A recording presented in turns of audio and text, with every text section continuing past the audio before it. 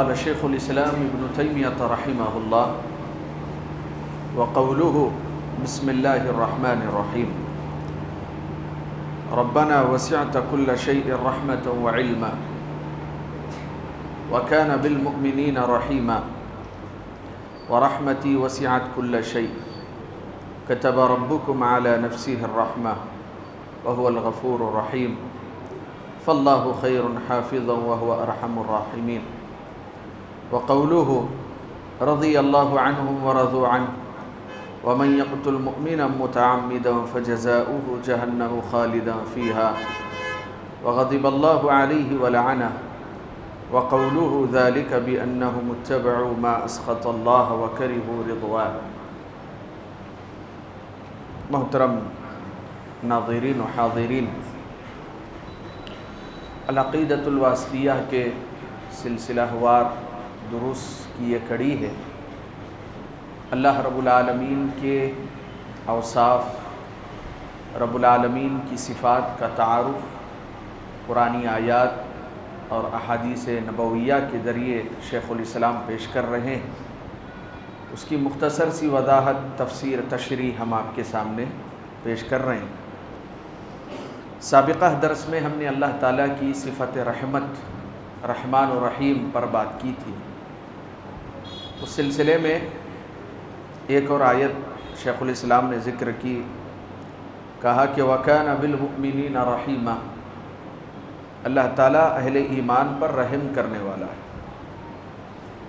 وَرَحْمَتِي وَسِعَتْ كُلَّ شَيْءٍ، اور اللہ نے یہ بھی کہا کہ میری رحمت نے ہر شے کو اپنے احاطے میں لیا ہوا ہے، اور اللہ نے یہ بھی کہا کہ اس نے اپنے اوپر رحم کو فرض کر لیا ہے، لکھ لیا ہے، واجب کر لیا ہے۔ وَهُوَ الْغَفُورُ الرَّحِيمُ، اللہ بخشنے والا، رحم کرنے والا۔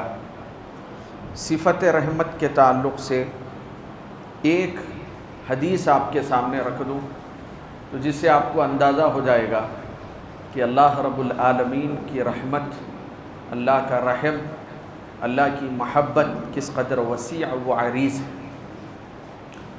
اللہ کے رسول صلی اللہ علیہ وسلم نے بیان فرمایا، ان اللہ لما خلق الخلق، کہ بے شک اللہ نے جب مخلوق کو پیدا کیا، جب اس کائنات کو اللہ نے وجود بخشا، کتب کتابا، تو اللہ تعالیٰ نے ایک جملہ لکھوایا، اللہ تعالیٰ نے ایک کلمہ لکھایا۔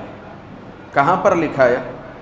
فَهُوَ عِنْدَهُ فَوْقَ الْعَرْشِ، اللہ نے عرش پر یہ کلمہ لکھایا، إِنَّ رَحْمَتِي سَبَقَتْ غَضَبِي، کہ میری رحمت میرے غصے پر غالب ہے۔ یہ حدیث آپ نے سمجھ لی تو آپ اندازہ لگا سکتے ہیں کہ اللہ رب العالمین کس قدر رحیم، کریم، مہربان، مشفق، لطیف ہے اپنے بندوں پر، اپنی مخلوقات پر۔ یہی وجہ ہے کہ اللہ کا کھا کر بھی جو غیر اللہ کا گا رہے ہیں ان کو بھی رزق مل رہا ہے۔ اللہ نے ان کا رزق نہیں روکا، اللہ تعالیٰ سب کو دے رہا ہے۔ اسی وجہ سے کہا گیا وَلَوْ يُؤَاخِذُ اللَّهُ النَّاسَ بِمَا كَسَبُوا مَا تَرَكَ عَلَى ظَهْرِهَا مِن دَابَّةٍ، اگر اللہ تعالیٰ انسانوں کو ان کے گناہوں کے عوض میں گرفت کرنا شروع کر دے تو اس کائنات میں کوئی باقی بھی رہے گا؟ اللہ اگر مواخذہ کر لے، غلطی ہوتے ہی عذاب آ جائے تم پر، تو کون رہے گا کائنات کے؟ یہ تو اللہ تعالیٰ کی رحمت سے ہم جی رہے۔ یہ عمل، یہ نمازیں، یہ رکوع، یہ سجدے، یہ تو سبب ہے، یہ جنت میں جانے کا اصل نہیں ہے۔ جنت میں تو ہم صرف اللہ کی رحمت سے ہی جائیں گے۔ تو یہ ہے اللہ رب العالمین کی رحمت جو تمام چیزوں کو احاطہ کیے ہوئے ہے، اور اللہ نے اپنے اوپر رحم و کرم کو واجب قرار کر لیا ہے۔ اس کے بعد آگے ذکر کیا فاللہ خیر حافظا، اللہ تعالیٰ بہترین محافظ ہے۔ اللہ رب العالمین جو پروٹیکشن کرتا ہے، اللہ رب العالمین بہترین پروٹیکٹر ہے۔ آپ کو ہر چیز سے اللہ تعالیٰ پروٹیکٹ کرے گا۔ اللہ تعالیٰ اپنے ولیوں کو شیطان کی چال بازیوں سے پروٹیکٹ کرتا ہے، اس سے محفوظ کرتا ہے، اور اسی طریقے سے آسمانی آفتوں سے اللہ تعالیٰ محفوظ کرتا ہے، اور اسی طریقے سے زمینی آفتوں سے، زلزلوں سے اللہ آپ کی حفاظت کر رہا ہے۔ یا ہر اعتبار سے اللہ رب العالمین آفت سے تمہاری حفاظت کر رہا ہے، یہ معنی ہوتا ہے حافظ کا، کہ اللہ تعالیٰ محافظ ہے۔ فاللہ خیر حافظا، حفیظ اور حافظ دونوں ایک ہی معنی میں۔ پھر اس کے بعد آگے ذکر کیا، یہاں سے اللہ تعالیٰ کی دیگر دو صفات کا تعارف کرایا گیا۔ ایک ہے اللہ تعالیٰ کی صفت رضا، کہ اللہ تعالیٰ راضی ہوتا ہے، خوش ہوتا ہے۔ کہا رضی اللہ عنہم ورضوا عنہ، صحابہ کے بارے میں کہ اللہ تعالیٰ ان اہل ایمان سے راضی ہوا ہے، وہ اللہ تعالیٰ سے راضی ہوئے۔ تو اس کے برعکس، اس کے مقابل کون سی صفت ہوگی؟ راضی ہونا، خوش ہونا، تو اس کے مقابل میں صفت کیا آئے گی؟ ناخوش ہونا۔ تو جو اہل کفر ہیں اللہ تعالیٰ ان سے ناخوش ہے، اللہ تعالیٰ ان کو ناپسند کرتا ہے۔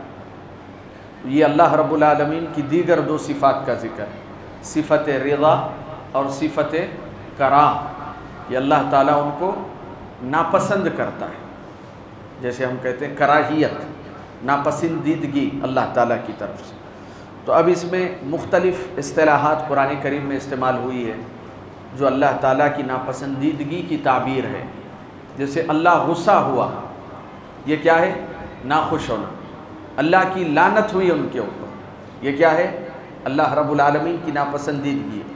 اللہ کا غضب، اللہ کی لعنت، اللہ رب العالمین کے یہاں یہ بات بڑی ناپسندیدہ ہے۔ تو دونوں طریقے سے اللہ اہل ایمان سے راضی ہوتا ہے، اور جو اللہ تعالیٰ کی معصیت اور نافرمانی کرتے ہیں اللہ تعالیٰ ان سے ناخوش بھی ہوتا ہے۔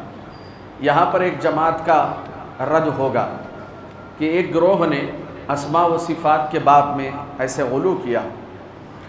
انہوں نے کہا کہ دیکھو، جیسے آدمی کفر پر ہے تو کفر میں رہنے کے بعد اگر وہ کچھ خیر کا کام کرے تو خیر کا کام کوئی فائدہ مند نہیں ہے اس کے، کافر ہے، مشرک ہے، اور بہت سارے ویلفیئر کام کر رہا ہے، اچھے فلاحی کام کر رہا ہے، تو کیا اس کے یہ جو اچھے اچھے کام ہیں، چیریٹی کے کام ہیں، اس کو فائدہ پہنچائیں گے؟ نہیں پہنچائیں گے، کیونکہ کفر ہے اس کے پاس۔ ایک گروہ نے یہاں پر غلو کر دیا اور انہوں نے کہا کہ جیسے کفر میں رہنے کے بعد خیر کوئی فائدہ نہیں پہنچاتا، ویسے ہی ایمان لانے کے بعد کوئی شر، نقصان نہیں پہنچاتا۔ بات سمجھ میں آئی ہے؟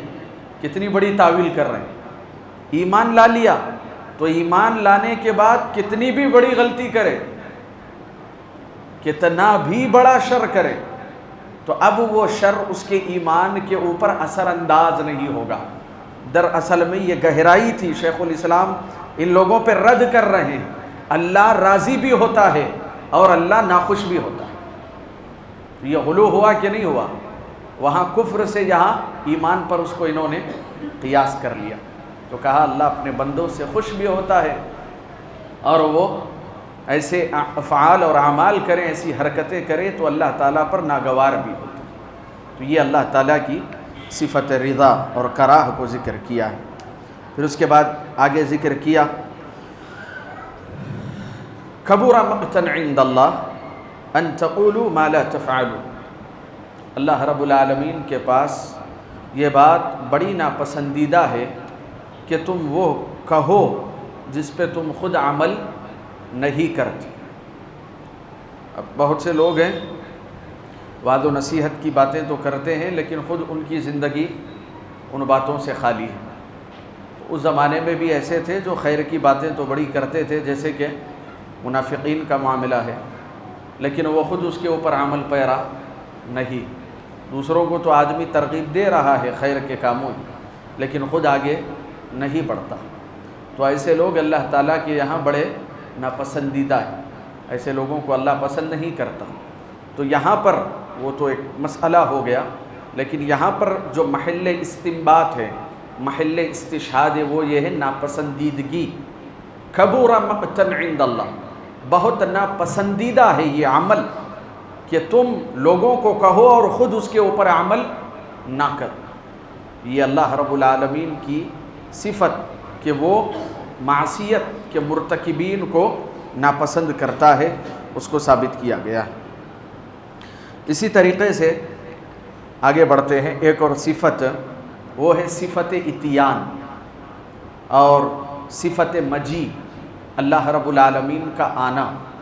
یہ بڑی اہم صفت ہے اور اس کے اوپر بھی تعویل کی گئی۔ بڑے بڑے مناظرے ہوتے تھے اس زمانے میں، اور جو فلسفہ وغیرہ اور منطق سے بات کرتے تھے وہ اس معاملے میں بڑی گمراہیوں میں پڑ گئے۔ جیسے کہ ہم نے ابتداءً کہا، اللہ کی صفات کو من و عن ویسے ہی مانا جائے، اس میں کسی طرح کی تعویل اور اپنی طرف سے منمانی تفسیر نہ کی جائے۔